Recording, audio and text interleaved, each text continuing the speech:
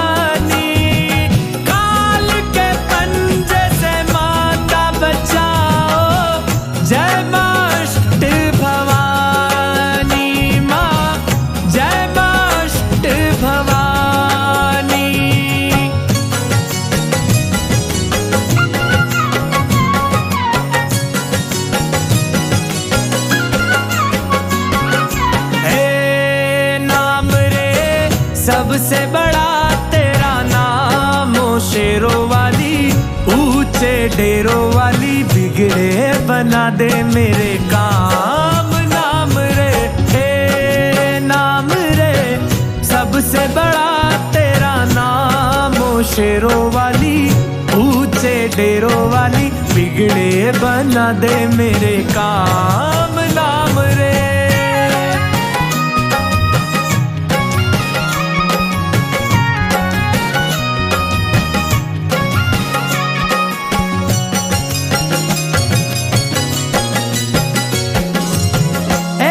कठिन पल ऐसी घड़ी है, विपदान पड़ी है, तू ही दिखा अब रास्ता, ये दुनिया रास्ता रोके खड़ी है। ओ मेरा जीवन बना एक संग्राम ओ शेरों वाली, ऊंचे डेरों वाली, बिगड़े बना दे मेरे काम। नाम रे हे नाम रे, सबसे बड़ा तेरा नाम ओ शेरों वाली, ऊंचे डेरों वाली, बिगड़े बना दे मेरे काम। नाम रे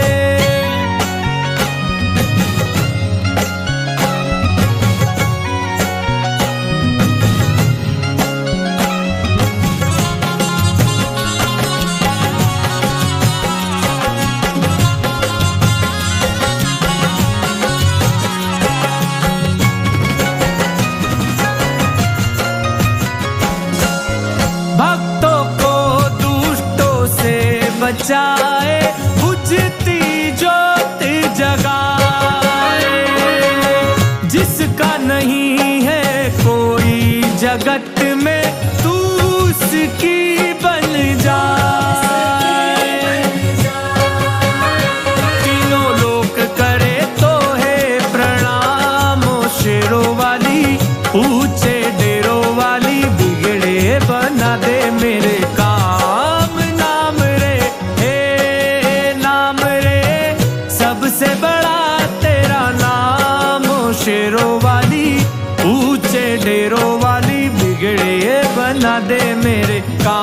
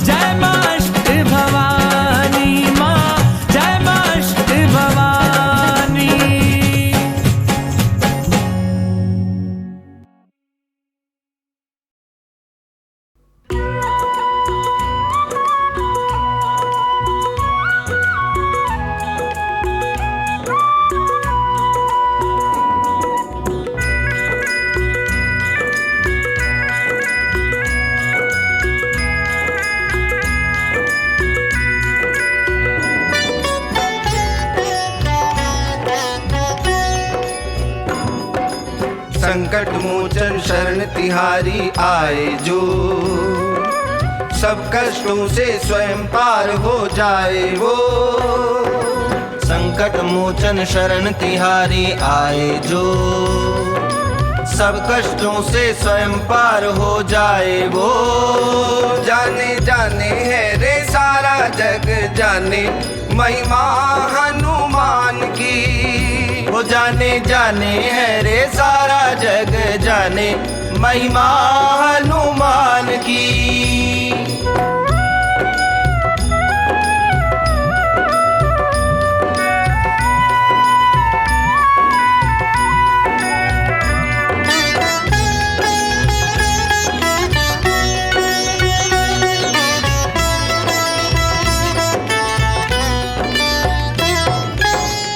बहुत बली है बहुत भले हैं, बहुत विकट बजरंगी। बहुत बली है बहुत भले हैं, बहुत विकट बजरंगी। दुष्ट जनों के तुम संहारक, भक्त जनों के संगी। तेरा चरित बड़ा बहुरंगी, तेरा चरित बड़ा बहुरंगी। गावे गावे रे सारा जग गावे, महिमा तेरे नाम की। वो जाने जाने है रे सारा जग जाने, महिमा हनुमान की।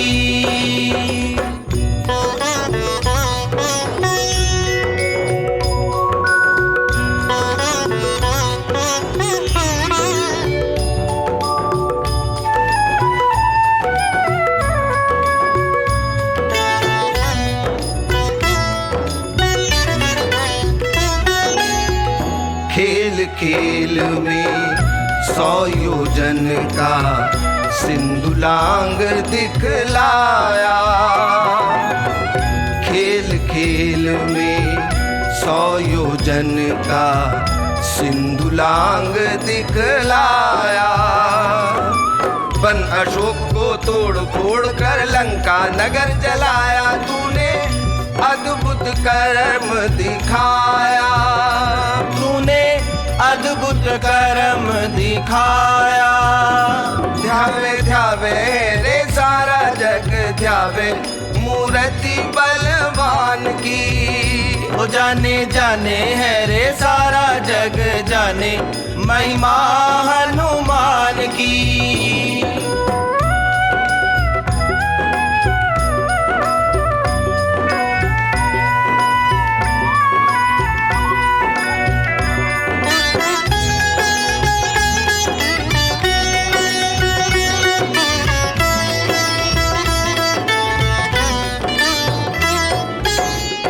तेरे राम प्रेम की गाथा चर्चित है जन जन में। तेरे राम प्रेम की गाथा चर्चित है जन जन में। पक्ष चीर कर दिखलाया था राम विराजे मन में। जय जयकार हुई कन कन में, जय जयकार हुई कन कन में। पावे पावे रे तेरे से ही पावे, भक्ति सिया राम की। वो जाने जाने है रे सारा जग जाने, महिमा हनुमान की। जाने जाने है रे सारा जग जाने, महिमा हनुमान की। वो जाने जाने है रे सारा जग जाने, महिमा हनुमान की।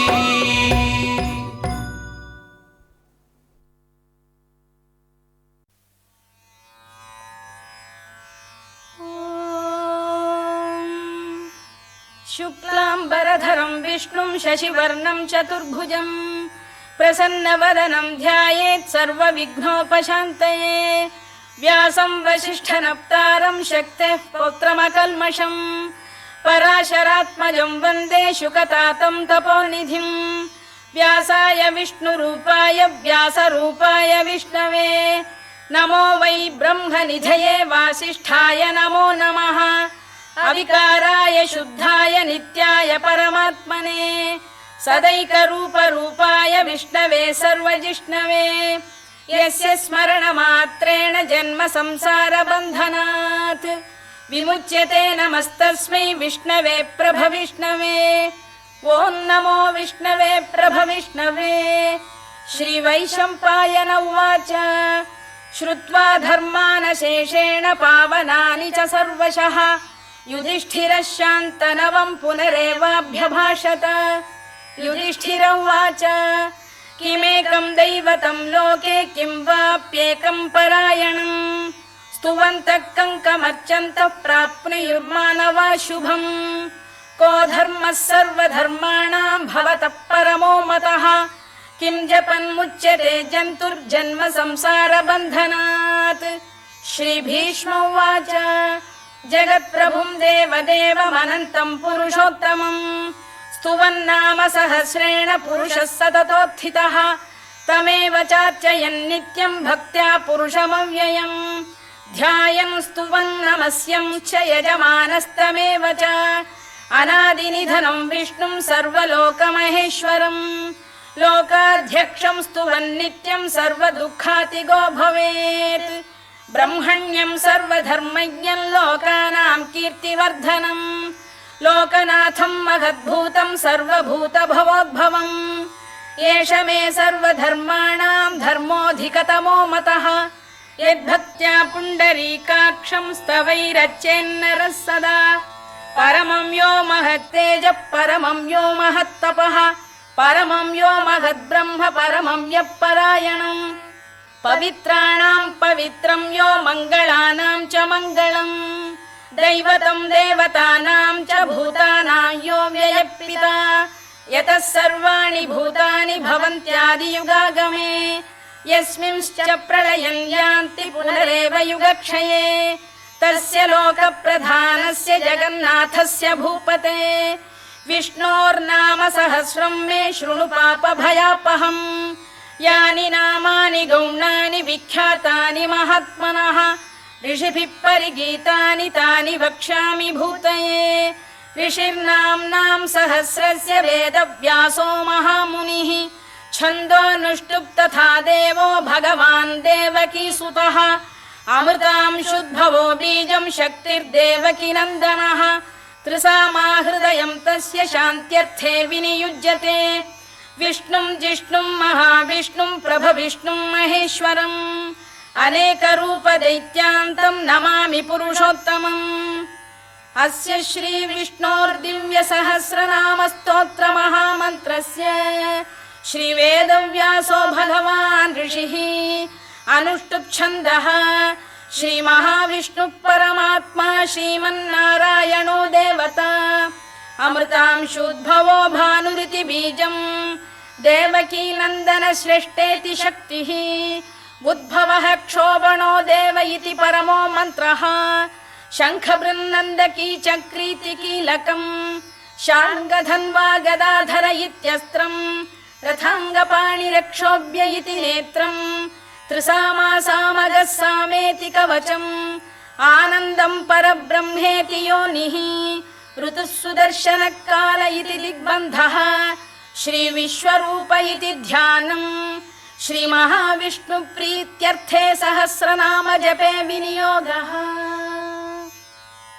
ध्यानम् क्षीरोदन्वत्प्रदेशे शुचिमणिविलसत्सैकते मौक्तिकानाम् माला क्लुप्तासनस्थस्फटिकमणिनिभैर्मौक्तिकैर्मण्डिताङ्गः शुभ्रैरभ्रैरदभ्रैरुपरि विरचितैर्मुक्तपीयूषवर्षैः आनन्दीन पुनीयादरि नलिन गदा शङ्खपाणिर्मुकुन्दः भूः पादौ यस्य नाभिर्वियदसुरनिलश्चन्द्रसूर्यौ च नेत्रे कर्णावाशा शिरोद्यौर्मुखमपि दहनो यस्य वास्तेयमब्धिः अन्तस्थं यस्य विश्वं सुरनरखगो भोगि गन्धर्वदैत्यैः चित्रं रम्यते तं त्रिभुवन वपुषं विष्णुमीशं नमामि ॐ नमो भगवते वासुदेवाय शान्ताकारं भुजगशयनं पद्मनाभं सुरेशं विश्वाधारं गगनसदृशं मेघवर्णं शुभाङ्गम्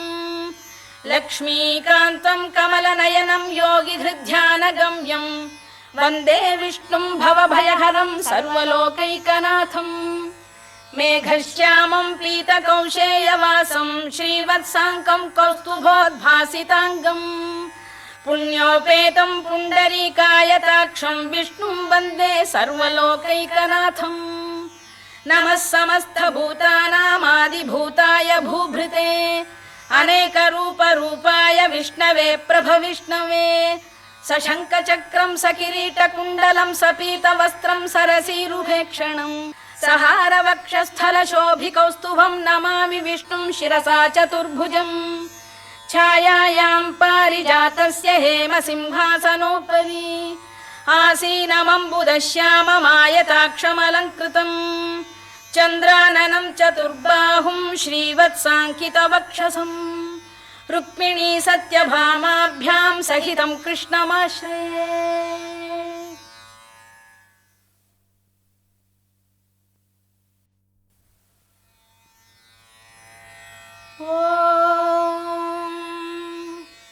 विश्वं विष्णुर्वषत्कारो भूतभव्यभवत्प्रभुः भूतकृद्भूतभृद्भावो भूतात्मा भूतभावनः भूतात्मा परमात्मा च मुक्तानां परमागतिः अव्ययः पुरुषः साक्षी क्षेत्रज्ञोऽक्षर एव च योगो योगविदां नेता प्रधानपुरुषेश्वरः नारसिंहवपुः श्रीमान् केशवः पुरुषोत्तमः सर्वः सर्वः शिवस्थाणुर्भूतादिर्निधिरव्ययः सम्भवो भावनो भर्ता प्रभव प्रभुरीश्वरः स्वयंभूः शम्भुरादित्यः पुष्कराक्षो महास्वनः अनादिनिधनो धाता विधाता धातुरुत्तमः अप्रमेयो ऋषिकेशः पद्मनाभोऽमरप्रभुः विश्वकर्मा मनुस्त्वष्टा स्थविष्ठस्थविरो ध्रुवः अग्राह्यः शाश्वतः कृष्णो लोहिताक्षप्रदर्दनः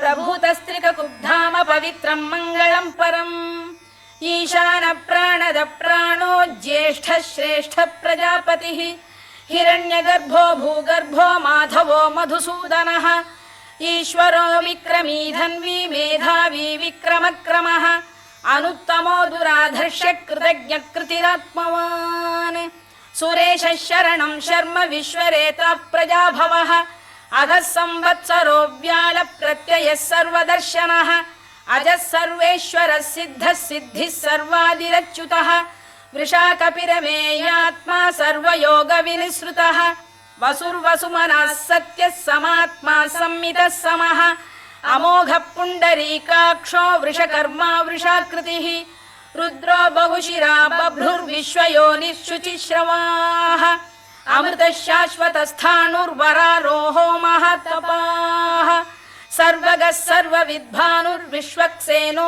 जनार्दनः वेदो वेदविदव्यङ्गो वेदाङ्गो वेदवित्कविः लोकाध्यक्षः सुराध्यक्षो धर्माध्यक्षः कृताकृतः चतुरात्मा चतुर्व्यूहश्चतुर्दंष्टश्चतुर्भुजः भ्राजिष्णुर्भोजनं भोक्ता सहिष्णुर्जगदादिजः अनघो विजयो जेता विश्वयोनिः पुनर्वसुः उपेन्द्रो वामनः प्रांशुरमोघः शुचिरूर्जितः अतीन्द्रः सङ्ग्रहः सर्गो धृतात्मा नियमो यमः वेद्यो वैद्यः सदा योगी वीरः माधवो मधुः अतीन्द्रियो महामायो महोत्साहो महाबलः महाबुद्धिर्महावीर्यो महाशक्तिर्महाद्युतिः अनिर्देश्य वपुः श्रीमान् अमे आत्मा महादृधृत् महेश्वासो महीभर्ता श्रीनिवासः सताङ्गतिः अनिरुद्धः सुरानन्दो गोविन्दो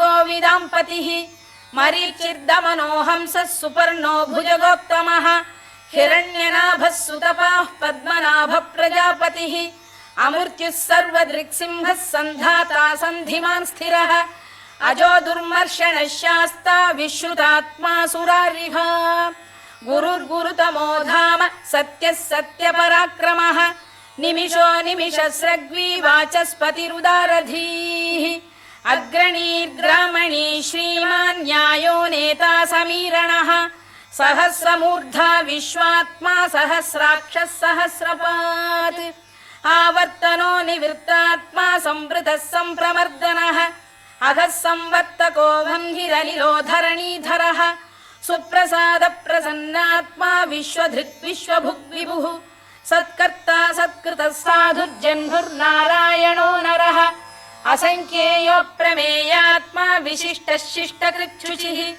सिद्धार्थ सिद्ध संकल्पः सिद्धिदः सिद्धिसाधनः वृषाही वृषभो विष्णुर्वृषपर्वा वृषोदरः वर्धनो वर्धमानश्च विविक्तः श्रुतिसागरः सुभुजो दुर्धरो वाग्मी महेन्द्रो वसुदो वसुः नैकरूपो बृहद्रूपः शिपिविष्टप्रकाशनः ओजस्तेजोद्युतिधर प्रकाशात्मा प्रतापनः वृद्धस्पष्टाक्षरो मन्त्रश्चन्द्रांशुर्भास्करद्युतिः अमृतांशुद्भवो भानुः शशबिन्दुः सुरेश्वरः औषधं जगतः सेतुः सत्यधर्मपराक्रमः भूतभव्यभवन्नाथः पवनः पावनो नलः कामः कामकृत्कान्तः कामः कामप्रदप्रभुः युगादिकृद्युगावर्तो नैकमायो महाशनः अदृश्यो व्यक्तरूपश्च सहस्रजिदनन्तजित् इष्टो विशिष्टः शिष्टेष्टः शिखण्डी नघुषो वृषः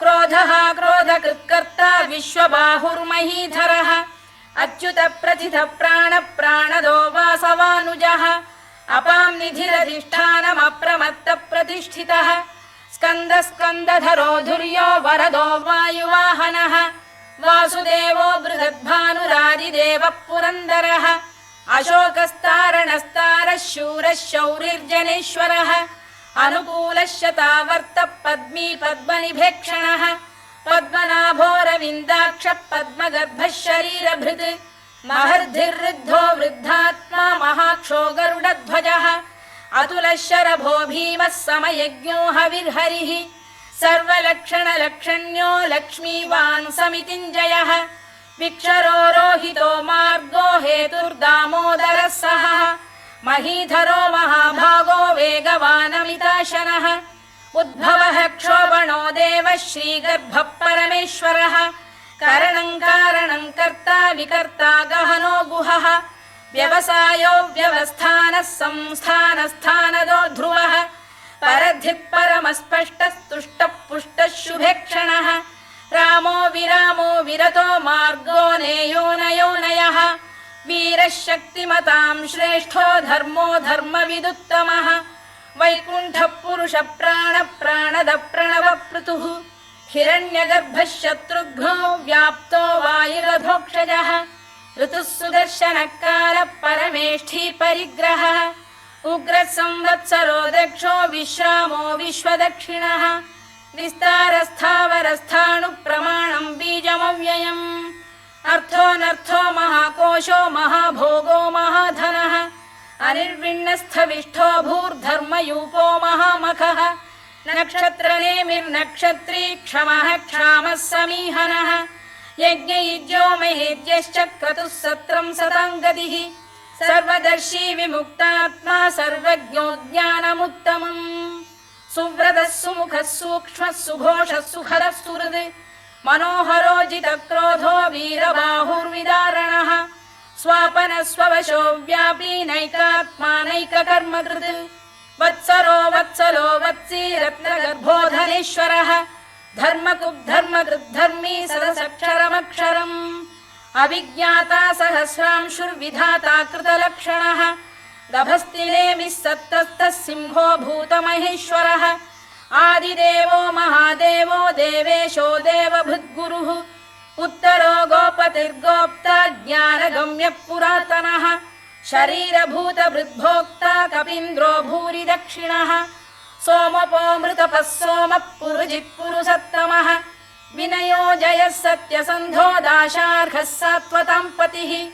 जीवो विनयिता साक्षी मुकुन्दो मितविक्रमः अम्भोनिधिरनन्तात्मा महोदधिशयोऽन्तकः अजो महार्घः स्वाभाव्यो जितामित्रप्रमोदनः आनन्दो नन्दनो नन्दः सत्यधर्मा त्रिविक्रमः महर्षि कपिलाचार्य कृतज्ञो मेदिनीपतिः त्रिपदस्त्रिदशाध्यक्षो महाशृङ्गकृतान्तकृत् महावराहो गोविन्दः सुषेण कनकाङ्गनी गुह्यो गभीरो गहनो गुप्तश्चक्रगदाधरः मेधास्वाङ्गोजितकृष्णो दृढः सङ्कर्षणोच्युतः वरुणो वारुणो वृक्षपुष्कराक्षो महामनाः भगवान् भगहानन्दी वनमाली हलायुधः आदित्यो ज्योतिरादित्यः सहिष्णुर्गतिसत्तमः सुधन्वाखण्ड परशुर्दारुणो द्रविणप्रदः दिवस्पृक् सर्वदृग्व्यासो वाचस्पतिरयो निजः त्रिसामासामगः साम निर्वाणं भेषजं भिषज सन्न्यासकृच्छमः शान्तो निष्ठा शान्तिपरायणम् शुभाङ्गः शान्तिदः स्रष्टा कुमुदः कुवलेशयः गोहितो गोपतिर्गोप्ता वृषभाक्षो वृषप्रियः अनिवर्ती निवृत्तात्मा संक्षेप्ताक्षेमकृत् शिवः श्रीवत्सवक्षः श्रीवासः श्रीपतिः श्रीमताम्बरः श्रीधः श्रीशः श्रीनिवासः श्रीनिधिः श्रीविभावनः श्रीधर श्रीकर श्रेयः श्रीमान् लोकत्रयाश्रयः स्वक्षस्वङ्गः शतानन्दो नन्दिर्ज्योतिर्गणेश्वरः विजितात्मा विधेयात्मा सत्कीर्तिश्छिन्न संशयः उदीर्णः सर्वतश्चक्षुरनीशः शाश्वतस्थिरः भूषयो भूषणो भूतिर्विशोकः शोकनाशनः अर्चिष्मानर्चितः कुम्भो विशुद्धात्मा विशोधनः अनिरुद्धो प्रतिरथ प्रद्युम्नो मितविक्रमः कालनेमिनिः वीरः शौरिः शूरजनेश्वरः त्रिलोकात्मा त्रिलोकेशः केशवः केशिहा हरिः कामदेवः कामपालः कामी कान्तकृतागमः अनिर्देश्य वपुर्विष्णुर्वीरोऽनन्तो धनञ्जयः ब्रह्मण्यो ब्रह्मकृद्ब्रह्मा ब्रह्म ब्रह्मविवर्धनः ब्रह्मविब्राह्मणो ब्रह्मी ब्रह्मज्ञो ब्राह्मणप्रियः महाक्रमो महाकर्मा महातेजा महोरगः महाक्रतुर्महायज्वा महायज्ञो महाहविः स्तव्यस्तव प्रियस्तोत्रं स्तुतिस्तोतारणप्रियः पूर्णः पूरयिता पुण्यः पुण्यकीर्तिरनामयः मनोजवस्तीर्थकरो वसुरेता वसुप्रदः वसुप्रदो वासुदेवो वसुर्वसुमनाहविः सद्गतिः सत्कृतिः सत्ता सद्भूतिः सत्परायणः शूरसेनो यदुश्रेष्ठः सन्निवासः सुयामुनः भूतावासो वासुदेवः सर्वासु निलयो नलः दर्पः दर्पदो दृप्तो दुर्धरोऽथा पराजितः विश्वमूर्तिर्महामूर्तिर्दीप्तमूर्तिरमूर्तिमान् अनेकमूर्तिरव्यक्तः शतमूर्तिः शताननः एकोनैकः स वक् किं यत्तत्पदमनुत्तमम् लोकबन्धुर्लोकनाथो माधवो भक्तवत्सलः सुवर्णवर्णो हेमाङ्गो वराङ्गश्चन्दनाङ्गदी वीरः विषमः शून्यो घृता क्षीरचरश्चलः अमानी मानदो मान्यो लोकस्वामी त्रिलोकधृत् सुमेधा मेधजो धन्यः सत्यमेधाधराधरः तेजो वृषोद्युतिधरः सर्वशस्त्रभृताम्बरः प्रग्रहो निग्रहो व्यग्रो नैकशृङ्गो गदाग्रजः चतुर्मूर्तिश्चतुर्बाहुश्चतुर्व्यूहश्चतुर्गतिः चतुरात्मा चतुर्भावश्चतुर्वेदविदेकपात् समावर्तो निवृत्तात्मा दुर्जयो दुरधिक्रमः दुर्लभो दुर्गमो दुर्गो दुरावासो दुरारिः शुभाङ्गो लोकसारङ्गः सुतन्तुस्तन्तुवर्धनः इन्द्रकर्मा महाकर्मा कृतकर्मा कृतागमः उद्भवः सुन्दरः सुन्दो रत्ननाभः सुलोचनः अर्को वाजसनः शृङ्गी जयन्तः सर्वविजयी सुवर्णबिन्दुरक्षोभ्यः सर्ववागीश्वरेश्वरः महाह्रदो महागर्तो महाभूतो महानिधिः कुमुदकुन्दरकुन्दः पर्जन्यः पावनो निलः अमृताशोऽमृतवपुः सर्वज्ञः सर्वतोमुखः सुलभः सुव्रतः सिद्धः शत्रुजिच्छत्रुतापनः न्यग्रोधोदुम्बरोश्वत्थक्षाणूरान्ध्रैषूदनः सहस्रार्चिः सप्तजिह्वः सप्तैधा सप्तवाहनः अमूर्तिरनघोचिन्त्यो भयकृद्भयनाशनः अणुबृहत्कृशस्थूलो गुणभिर्निर्गुणो महान् अधृतस्वधृतस्वास्य प्राग्वंशो वंशवर्धनः भारभृत्कथितो योगी योगीशः सर्वकामदः आश्रमश्रमणः क्षामः सुपर्णो वायुवाहनः धनुर्धरो धनुर्वेदो दण्डो दमयिता दमः अपराजितः सर्वसहो नियन्ता नियमो यमः सत्त्ववान् सात्विकः सत्यः सत्यधर्मपरायणः अभिप्रायप्रियार्होः प्रियकृत्प्रीतिवर्धनः विहाय सगतिर्ज्योतिः सुरुचिर्कुतभुग्विभुः रविर्विरोचनः सूर्यः सवितारविलोचनः अनन्तो हुतभुग्भोक्ता सुखदो नैकजोऽग्रजः अनिर्विण्णः सदामर्षी लोकाधिष्ठानमद्भुतः सनात्सनातनतमः कपिलः कपिरव्ययः स्वस्तिदः स्वस्तिकृत् स्वस्ति स्वस्ति भुक् स्वस्ति दक्षिणः आरौद्रः कुण्डली चक्री विक्रम्यूर्जितशासनः शब्दातिकः शब्दसः शिशिरः शर्वरीकरः अक्रूरपेशलो दक्षो दक्षिणः क्षमिणाम्बरः विद्वत्तमो वीतभयः पुण्यश्रवणकीर्तनः उत्तारणो दुष्कृतिः पुण्यो दुःस्वप्ननाशनः वीरः रक्षणः सन्तो जीवनपर्यवस्थितः अनन्तरूपोऽनन्तश्रीर्जितमन्युर्भयापहः चतुरश्रो गभीरात्मा विदिशो व्यादिशो दिशः अनाधिर्भूर्भुवो लक्ष्मी सुवीरो रुचिराङ्गदः जननो जनजन्मादिर्भीमो भीमपराक्रमः आधारनिलयो धाता पुष्पहास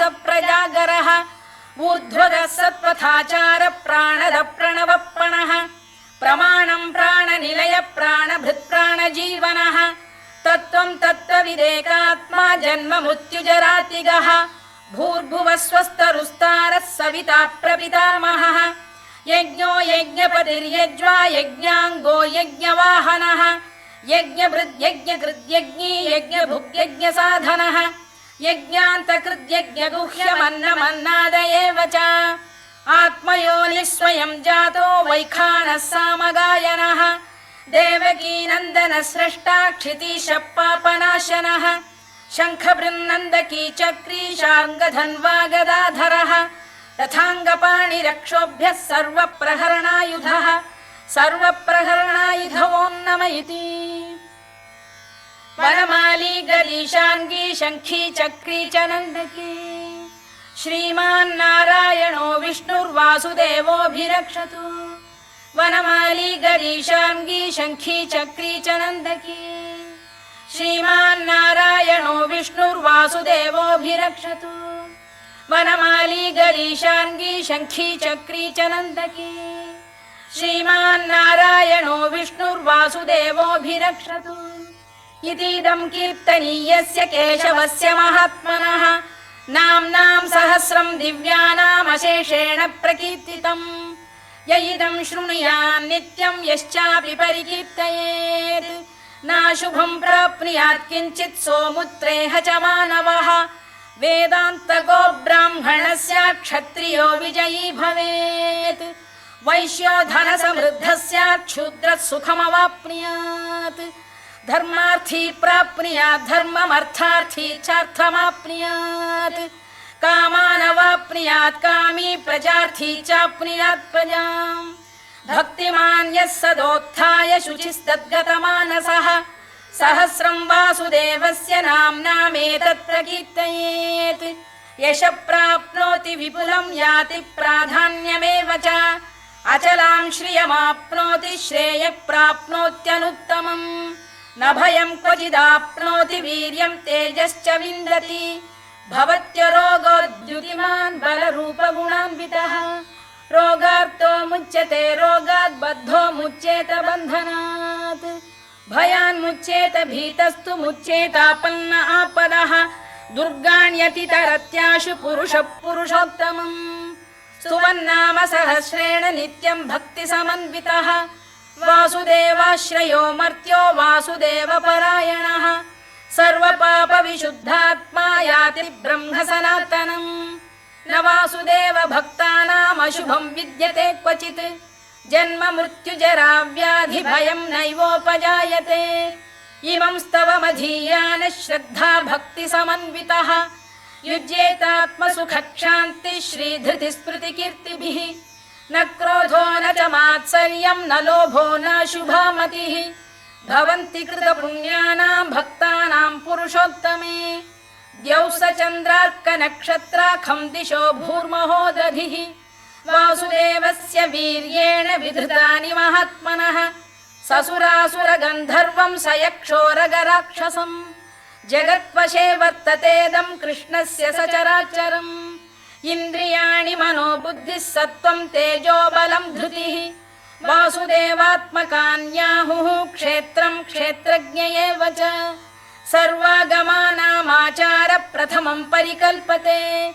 आचार प्रभवो धर्मो धर्मस्य प्रभुरच्युतः ऋषयः पितरो देवा महाभूतानि धातवः जङ्गमा जङ्गमं चेदं जगन्नारायणोद्भवम् योगो ज्ञानं तथा साङ्ख्यं विद्या शिल्पादिकर्म च वेदाः शास्त्राणि विज्ञानमेतत् सर्वं जनार्दनात् एको विष्णुर्महद्भूतं पृथग्भूतान्यनेकशः त्रीन् लोकान् व्याप्य भूतात्मा भुङ्क्ते विश्वभुवव्ययः इमं स्तवं भगवतो विष्णोर्व्यासेन कीर्तितम् पठेद्य इच्छेत् पुरुषः श्रेयत् प्राप्तुं सुखानि च विश्वेश्वरमजं देवं जगतः प्रभुमव्ययम् भजन्ति ये पुष्कराक्षं न ते यान्ति पराभवम् न ते यान्ति पराभवम् ओन्नम इति अर्जुनोवाच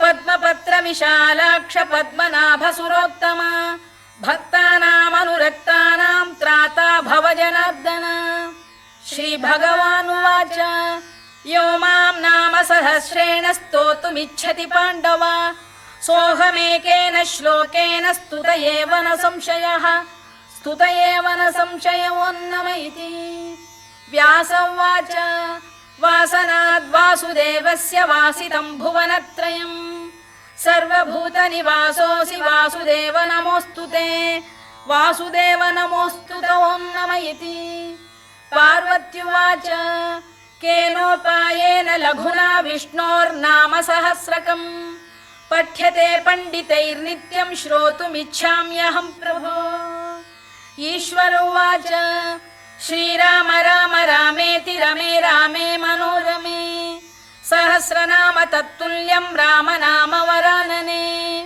श्रीराम राम रामेति रमे रामे मनोरमे सहस्रनाम तत्तुल्यं राम नाम वरानने श्रीराम राम रामेति रमे रामे मनोरमे सहस्रनाम तत्तुल्यं राम नाम वरानने राम नाम वरानन ओन्नम इति ब्रह्मोवाच नमोऽस्त्वनन्ताय सहस्रमूर्तये सहस्रपादाक्षि शिरोरुबाहवे सहस्रनाम्ने पुरुषाय शाश्वते सहस्रकोटियुगधारिणे नमः सहस्रकोटियुगधारिणे नमः ओन्नम इति सञ्जय उवाच यत्र योगेश्वर कृष्णो यत्र पार्थो धनुर्धरः तत्र श्रीर्विजयो भूतिर्ध्रुवा नीतिर्मतिर्मम श्रीभगवानुवाच अनन्याश्चिन्तयन्तो मां ये जनाः पर्युपासते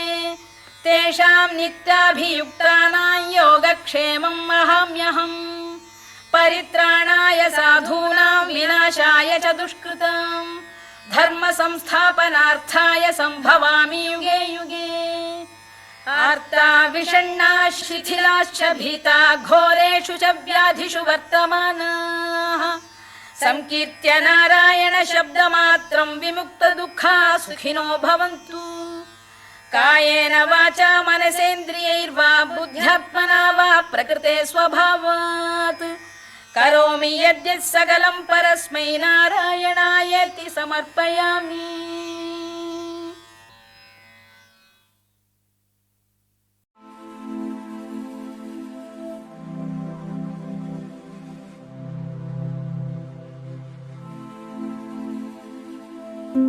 क्यों सारे ज़माने ने ठुकरा दिया,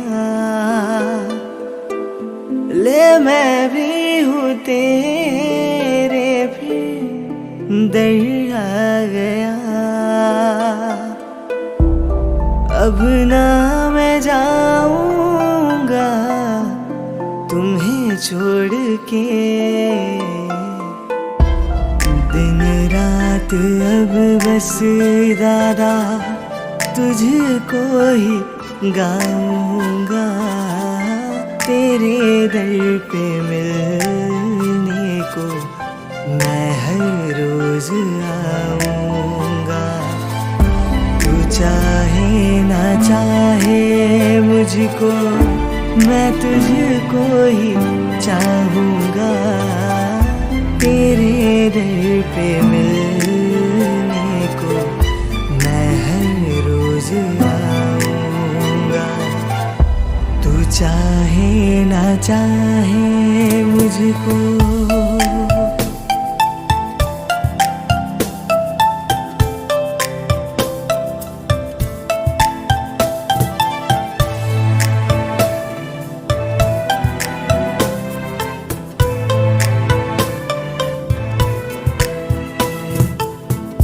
तेरे ही हवाले ये सांसें मेरी,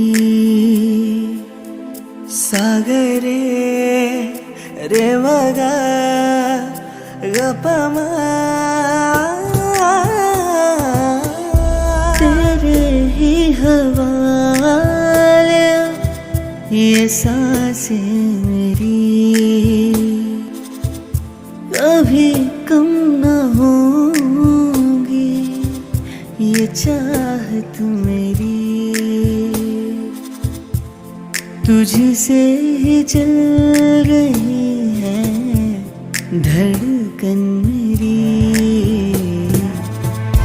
जहाँ भी मैं देखूं दादा तुझको ही पाऊंगा।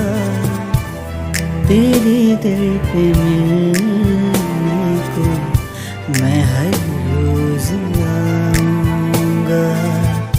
तू चाहे ना चाहे दादा मैं तुझको ही चाहूंगा। तेरे दर पे मिलने को मैं हर रोज आऊंगा। तू चाहे ना चाहे मुझको।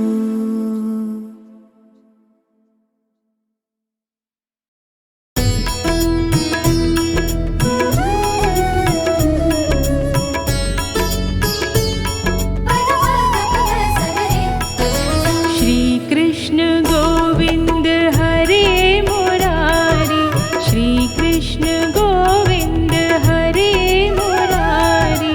हे नाथ नारायण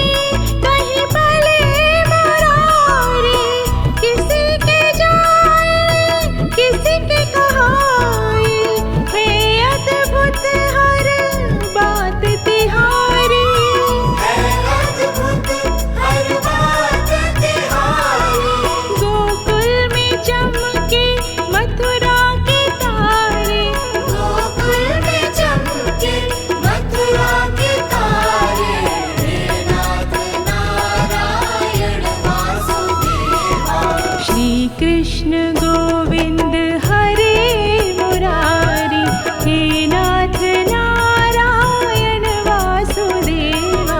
श्री कृष्ण गोविंद हरे मुरारी, हे नाथ नारायण वासुदेवा।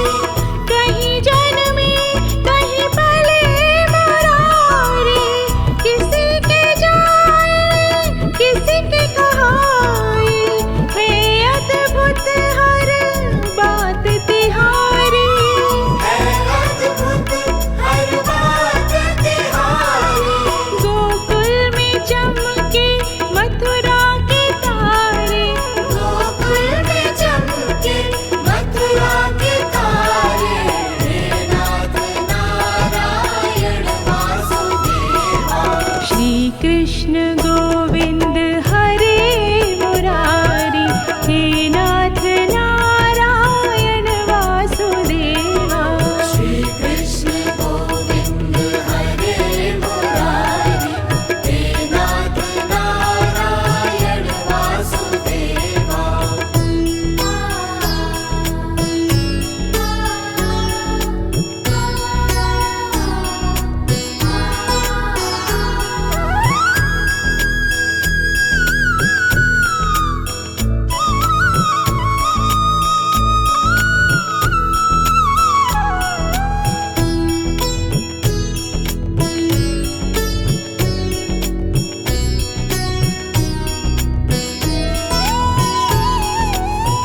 अधर पे बंसी हृदय में राधे, बट गए दोनों में आधे आधे।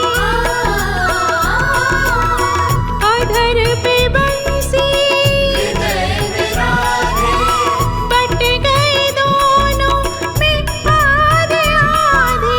हे राधा नागर हे भक्तवत्सल, सदैव भक्तों के काम साधे, सदैव भक्तों के काम साधे।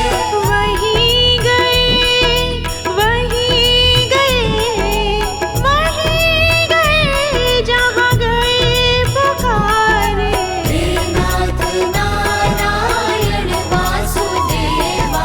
श्री कृष्ण गोविंद हरे मुरारी, श्री कृष्ण गोविंद हरे मुरारी, हे नाथ नारायण वासुदेवा। श्री कृष्ण गोविंद हरे मुरारी, हे नाथ नारायण वासुदेवा। एकमात स्वामी सखा हमारे, एकमात स्वामी सखा हमारे। हे नाथ नारायण वासुदेवा। श्री कृष्ण गोविंद हरे मुरारी, हे नाथ नारायण वासुदेवा।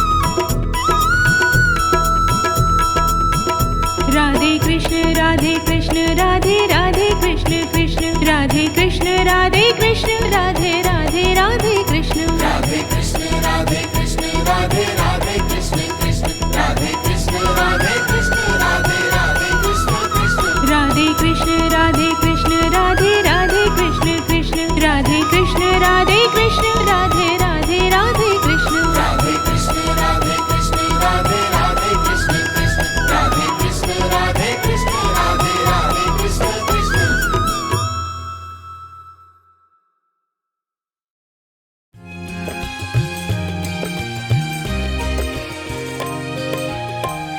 दीपक सुंदर देख करी, जरी जरी मरे पतंग। दीपक सुंदर देख करी, जरी जरी मरे पतंग। बहिला हर जो विषय की, जरत न मोरे अंग कबीरा, जरत न मोरे अंग। दीपक सुंदर देख करी, जरी जरी मरे पतंग।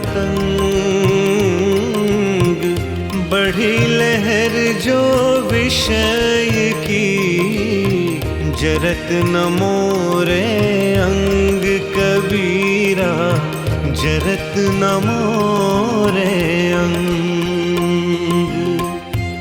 कबीर कहते हैं कि जिस प्रकार दीपक की खूबसूरत मनमोहक लौ से आकर्षित होकर कीट पतंगे जलकर मर जाते हैं, ठीक वैसे ही आदमी काम क्रोध मोह माया के जाल में फंसकर सब कुछ भूल जाता है और उसका अस्तित्व धीरे धीरे नष्ट हो जाता है।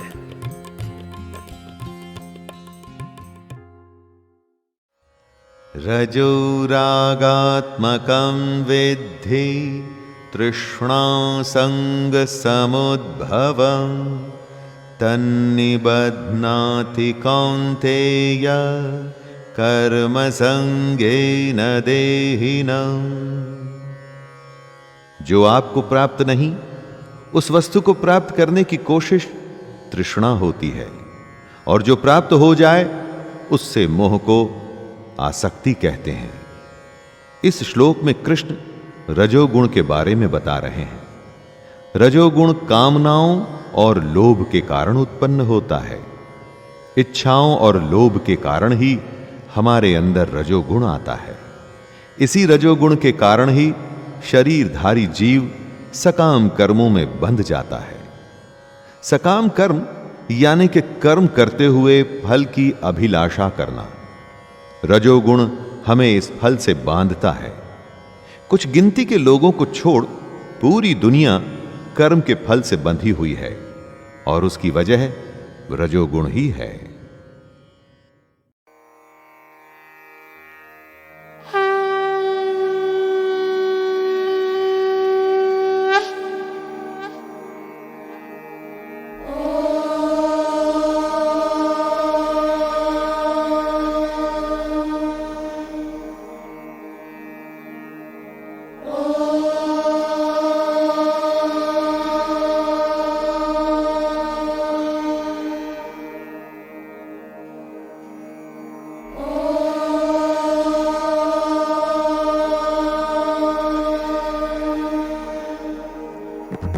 वक्रतुंड महाकाय सूर्यकोटि समप्रभा, निर्विघ्नं कुरु मे देव सर्वकार्येषु सर्वदा।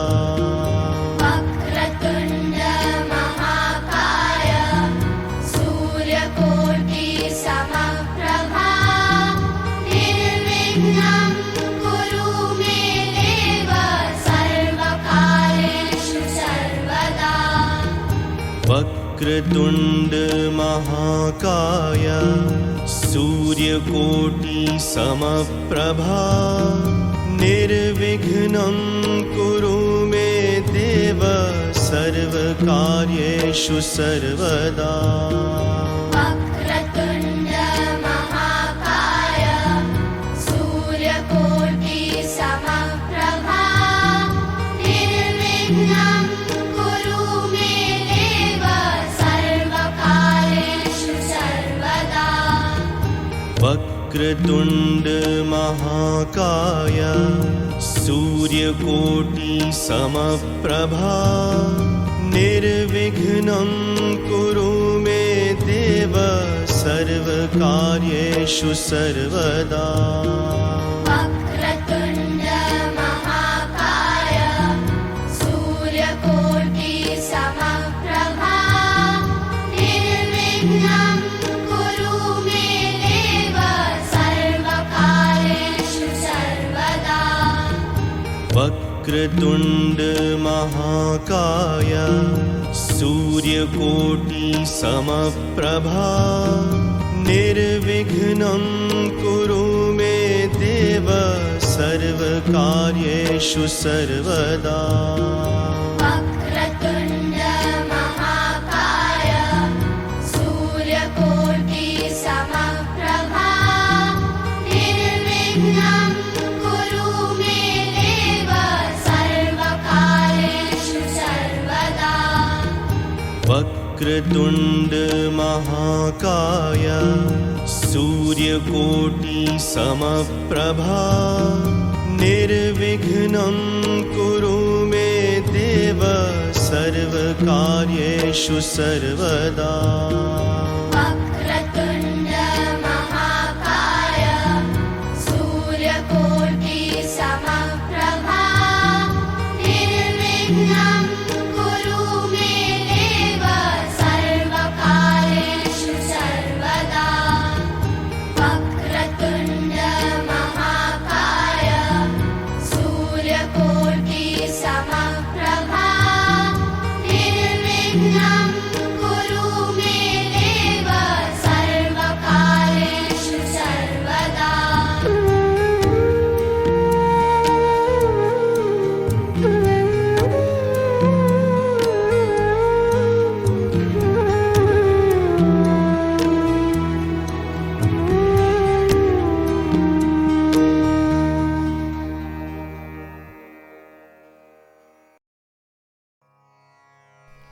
अधिभूतं क्षरो भावः पुरुषश्चाधिदैवतम् अधियज्ञो हमेवात्र देहे देहभृतां वर। कृष्ण अर्जुन के प्रश्नों का उत्तर देते हुए इस श्लोक में बताते हैं कि अधिभूत, अधिदेव और अधियज्ञ क्या है। वो सारे पदार्थ जो खत्म हो जाते हैं, नष्ट हो जाते हैं, उन्हें अधिभूत कहा जाता है। यानी कि सारी दुनिया ही अधिभूत है। और जो अक्षर होता है, जिसका कभी नाश नहीं होता, वो अधिदैव है। कृष्ण कहते हैं, हे देहधारियों में श्रेष्ठ अर्जुन, इस शरीर में मैं वासुदेव ही अंतर्यामी रूप से अधियज्ञ हूं। दोस्तों, हमारे अंदर जो महापुरुष छुपा बैठा है, लेकिन अज्ञान की वजह से हम जिसे नहीं जानते, वो महापुरुष यानी कि कृष्ण ही यज्ञों का अधिष्ठाता है। जय श्री कृष्ण। भगवद गीता सप्तम अध्याय। अथ सप्तमोध्याय ज्ञान विज्ञान योग। गीता के हर अध्याय में कुछ ऐसी बात है जो हमें हमारे जीवन का मतलब समझाती है। इस 7वें अध्याय में कृष्ण हमें बताएंगे कि ज्ञान क्या होता है और विज्ञान क्या होता है। आइए दोस्तों, मैं शैलेंद्र भारती आपका स्वागत करते हुए इसका प्रारंभ करता हूं। जय श्री कृष्ण। श्री भगवानुवाच मय्यासक्तमनः पार्थ योगं युञ्जन्मदाश्रयः असंशयं समग्रं मां यथा ज्ञास्यसि तच्छृणु। श्री भगवान बोले, हे पार्थ, अनंत प्रेम दिखाते हुए तू मुझको अपने मन में रख। सच्चा भाव रखते हुए योग में लगा रहे। अब मैं तुझे विभूति, बल, ऐश्वर्यादि गुणों से युक्त तेरे अपने ही आत्म रूप के बारे में बताऊंगा, ताकि तू मेरे बारे में कोई संशय न रखे। दोस्तों, कृष्ण अर्जुन को वो सब कुछ बताना चाहते हैं जिससे अर्जुन कृष्ण पर कभी संशय न करे। आप सोचेंगे कि भगवान अपने भक्त को अपनी ही महिमा के बारे में क्यों बताना चाहते हैं? क्योंकि भगवान अपने भक्त का भला चाहते हैं। उसे वो हर चीज बताएंगे जिससे उनका भक्त अपने जीवन में सफल हो सके।